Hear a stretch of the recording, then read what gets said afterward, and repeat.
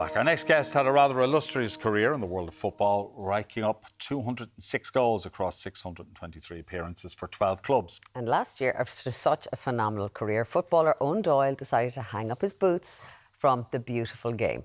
Well, despite retirement, he's kept himself active, and this weekend he'll be joining tens of thousands of people taking part in this year's Darkness into Light. Welcome to the show, Eoin. Good Thanks for having me on. So, listen, like retirement, you're not even a year into it at this stage. So how's it been? Because it is quite a transition. Yeah, I'm content. I'm happy in retirement. I feel like I've done my time. I was very fortunate throughout my career. Very little injuries, played lots of games, and yeah, as I said, I feel like I've done my time. So I'm one of them rare footballers that I've left the game without any regrets in it. I kind of gave it everything. So I'm happy with how it went, and I'm happy now. I remember Razor Ruddock when he retired saying that he got up one day with a headache and he said, I've got a headache. And his wife said, well, take a couple of tablets. He said, where do I get them? Because he was so used in his footballing career, if he had a headache, somebody would just go, there's 2 tablets. Yeah, it's notorious within football, and like the pain you have to kind of go through to get through games. At one stage in England, I was on IV paracetamol before games. IV paracetamol? IV paracetamol before, just to get through games. It works a treat, though. Yeah, it was great stuff. Because sometimes when you offer somebody 2 paracetamol, they're not any good. But by IV, it's an incredible painkiller. It's really strong, and it can be problematic. Like, I've played with lads that have found themselves addicted to painkillers and stuff. And I can imagine. Yeah, so it's quite intense, but we're well looked after in that sense in the game when you're playing. It's the pain can be masked fairly easily. Yeah. Your good lady is involved in the medical business as well. Kira's a nurse, yeah. She's a nurse. So she was astounded when she heard what kind of... Yeah, she was, yeah. She couldn't believe it. Like, I come home from matches, and for example, I had a pain one day and I had to get an epidural to try to stop a pain in the back of my knee. And she goes, oh, how was that? And I said, I went into an MRI scanner and it was pinpoint accuracy. And if you like see your wife going through labour, they're basically throwing at her from across the room. That's what it feels like, and the difference in it, And it's very unique football in that sense. And all sport, all athletes go through these types of things, and I suppose kind of important that you, as I said, I touched on a couple of lads I've played who've been addicted to painkillers and stuff, and it's important you can kind of find a balance and not come through. Like, there'd be stomach pains and stuff, with anti-inflammatories and there would be trying to get through games. Yeah, they are hard on the stomach. But then when you leave all that behind, I mean, when you spoke about there being in an MRI and they're pinpointing exactly where your epidural is, your nerve block or whatever is going to go in, you're an elite athlete, you're being treated like a thoroughbred, really, and all of a sudden you're out the other side, and then your life isn't being run in the same way anymore, where you know where you're supposed to be Tuesday 10:30 or Thursday 7:30 in the evening, and your nutrition is being looked after and you're being managed the whole time. Then you leave it. What's that like? Because I'd say, I know a couple of people when they leave sport, they can find themselves a little at a loss. Yeah. Once they leave that. Yeah, so I was actually very nervous about retiring, especially because I love playing so much. So throughout the years, especially in the last few years, I've done a lot of research. I actually read a few books and talked to the senior lads about what they were going to do when they finished, or the coaches who had retired themselves. I got loads of advice on it and stuff, and some players were kind of saying, they're saying when you retire from sport, you die twice. You die when you die, and you die when you retire from playing. Oh, I know, and you're hearing heavy stuff. That's how some people can't grasp the whole it's ending. But for me, to summarise everything that I researched or whatever, I said keep busy, make sure you're doing something from the day you retire. And I, fortunate enough, did that. I kind of set myself up, and strange enough, I'm a childcare provider now, so bit of a completely different role. I've got a but it's definitely using the energy. Yeah, oh, absolutely, yeah. It's full on, and we've got 4 services and 40 staff. We've got over nearly 300 kids now, so it's gone well. Okay. So does your football career feel like it was another lifetime now all of a sudden, when you're so up to your eyes with something so different but so challenging? Yeah, definitely. I haven't reflected on my career at all yet. So I set this up and I was still playing, and by the last year or two I was juggling both.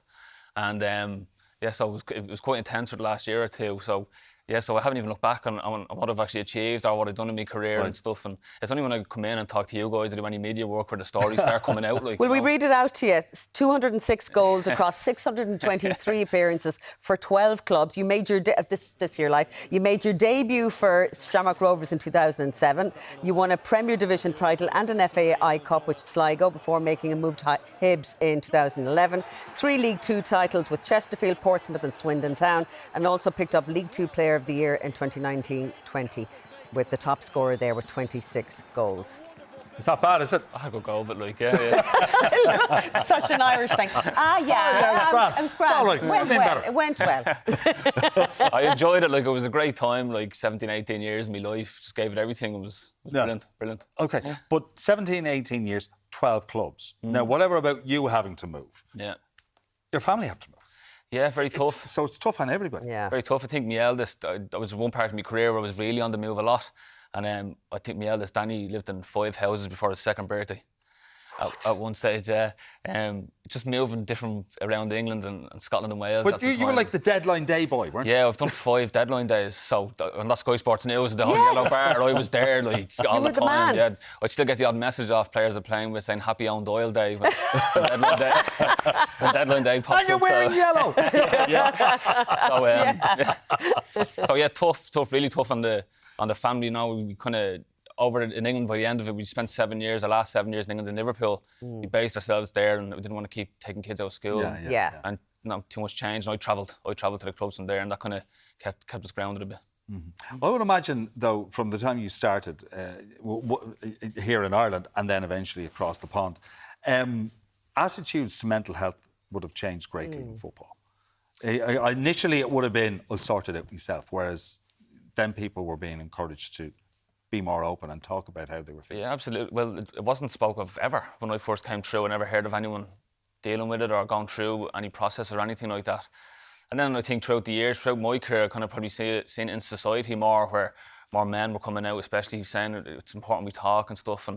And then it came into football. And to be fair to the football industry itself, like, we're very well supported in that sense. The PFA in England have supports in place. The PFA in Ireland here have great supports. It was when I retired, one of the first messages I got was from Steve McGuinness in the PFAI saying, we're here for you, anything you need. We'll always look out for you. So it's really good in that sense. So it's important to talk. It's important to open up and try to help yourself. So you're involved now with Darkness into Light, which is really wonderful, particularly when there are so many young people out there who look up to footballers as role models. And in the past, that was a macho thing. But now, you know, we're seeing, as you said, this thing where it's good to talk. It's okay to talk about your feelings. What made you want to get involved? I was pretty grateful when I got the call to say I would have jumped at it like straight away. It's when you hear the facts, you know, like, I think suicide is the leading cause of death for men under the age of 25. Like, it's kind of really tragic stuff, you know, and the stats are growing in the wrong way for women as well. So, Darkness into Light, like a wonderful, wonderful event. Last year, 100,000 people attended, and with the help of Electric Ireland, they raised over 4.8 million. And for every like €26 sign-up fee, Pieta can provide 2 free calls to anyone that needs it, that's in crisis. So it's hugely important. I was never able to do the walk myself previously due to football commitments, and my mum, my wife did it over the years, and I always found it very powerful, very touching. And I'm looking forward to going out tomorrow and doing it now. I'll be doing it with my mum. Yeah. Where are you going to go? Marley Park. I don't live far from there, so I'll be doing it in Marley Park. Oh, within a stone's throw there. So You can do it in your jammies. Yeah. And then everybody can pile into your house for tea after. Don't say that, you've got too much now. Kira won't be happy when there's a crowd coming in the morning. They'll be back in then after longitude. Everybody don't mention the war now. Don't mention the war. The other lovely thing is now that you are retired, you can plan holidays an awful lot better, which is a joy. It must be a joy. Oh, brilliant! Yeah, like the holidays we used to have to take the kids out of school and stuff. They never aligned with the summer holidays. Yeah, of course. But now it's great. We're going away now. There's a mid-term break coming up soon. We're taking the kids away. And you can actually eat turkey at Christmas. I can eat turkey. And you can lie on the couch the following day. Yeah, I'm struggling with that balance now. Putting on a bit of timber and stuff and trying to stay fit. But it's it's great. Yeah, I'm enjoying the freedom of it. Okay. Well, good luck for tomorrow. Yes. Sorry, tonight. Yeah, it's a wonderful experience. It really brilliant experience. Looking forward to it. And great to see you. Yeah, thanks very much. Cheers. Thank you.